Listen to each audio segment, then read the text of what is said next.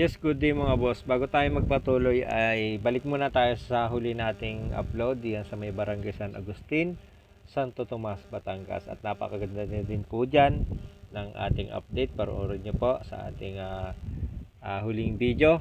At ngayon naman po ay papasadahan naman natin itong dito sa may Barangay San Pedro, Santo Tomas, Batangas.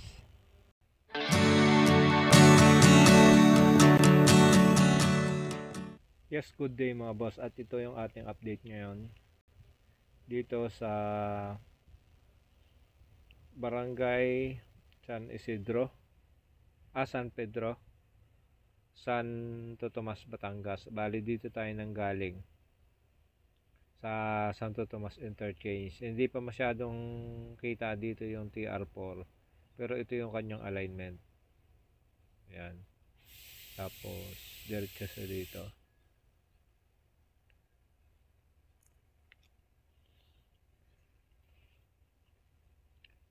Ang ating in-update ay katabi ng San Pablo. Ito San Pablo, Santo Tomas, Batangas. Dito lang yon sa banda rito, San Pedro, Santo Tomas, Batangas. Wala pa talaga makita dito sa mapa. So, malapit tayo sa may Mount Makiling. Ito ang Mount Makiling. At siya nga pala, nanggaling tayo dito sa may San Agustin.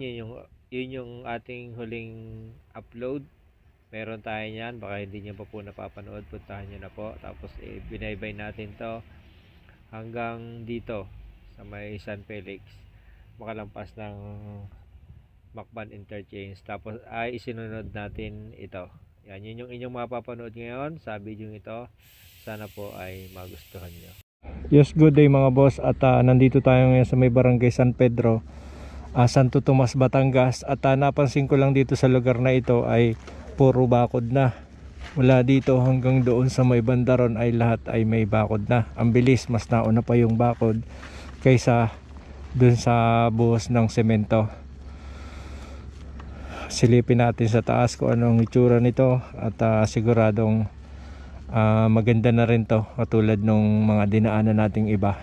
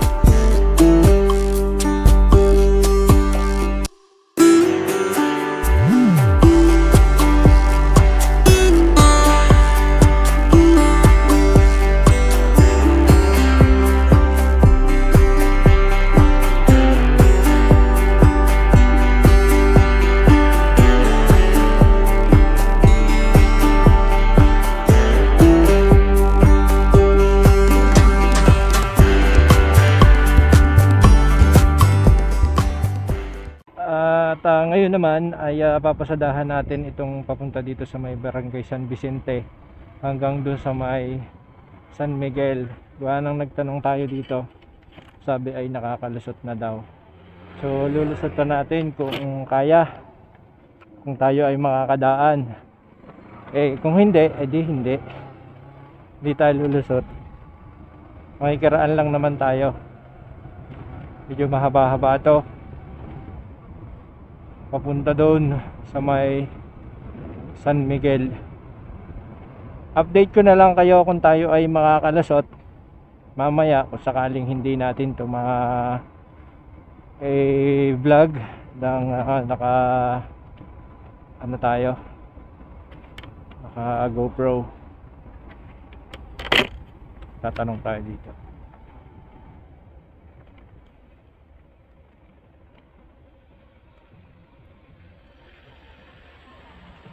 Boss, pwedeng makalampas doon sa may San Miguel, pwedeng dumaan dyan. Hanggang SM. Basta makalampas lang dito sa may San Miguel, yung may tinibag doon. Oo. Pwede. Salamat. Ano ka na pag bumalik kasi may mga nagtrabaho dyan, mga pako, mga grocery. Pero nakakadaan, pinapadaanan. Salamat. Sige. Sige. Pwede dumaan dyan. Salamat, boss.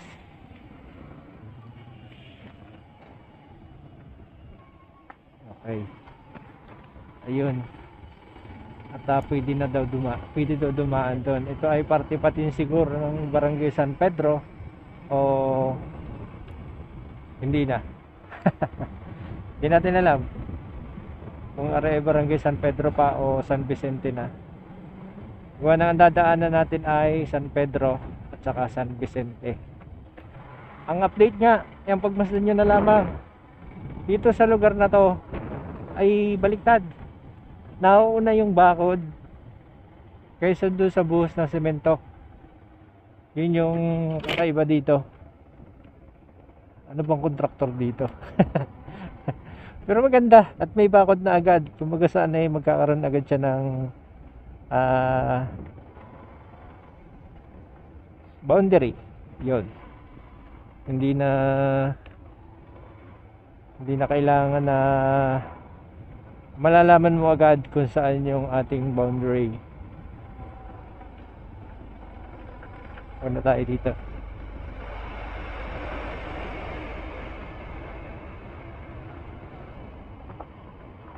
Yan. Ano, may bakod na. Siguro San Vicente na to. Nauna talaga yung bakod. Ang galing. Tapos sabi nakakatawid na daw dito sa may Barangay San Miguel. Tingnan natin. Yan o. Nauna ba ako dito? Dire-diretso lang tayo. Malapit na tayo sa Mount Makiling oh. Tanaw na natin dito. Kaya ako namamangha ako sa nakikita ko. Kaya minsan medyo hindi ako nakakapagsalita. Dahil hindi talaga ako handa sa makikita ko. At ito na, siguro yung Barangay San Vicente. Gawa ng mayroon na ditong daan eh. So sabi, nang napagtanungan natin, ay makakatawid daw dito sa may Barangay San Miguel. So ayan, sa mga taga rito at sa mga hindi taga rito, ay ito na po yung sitwasyon dito sa may, mula sa may San Pedro, Santo Tomas, Batangas hanggang dito sa may San Vicente at hanggang dito sa may San Miguel. Ay nakakatawid na nga. Oo nga, tama. So yan, nandito na tayo sa may Barangay San Miguel, Santo Tomas, Batangas. At ito yung huli nating ibinalag. Nung huling vlog natin ay hindi pa tayo makatawid dito. Pero ngayon ay ito na, nakakatawid na. Oh, ay kahusay. O diga aribangin o alalim na re. Ay malalim talaga. Ay pero mas malalim pa din yung sa may ano, sa may dyan pala ang contractor dito. So shout out naman sa Gem Contractor. Napakahusay niyan.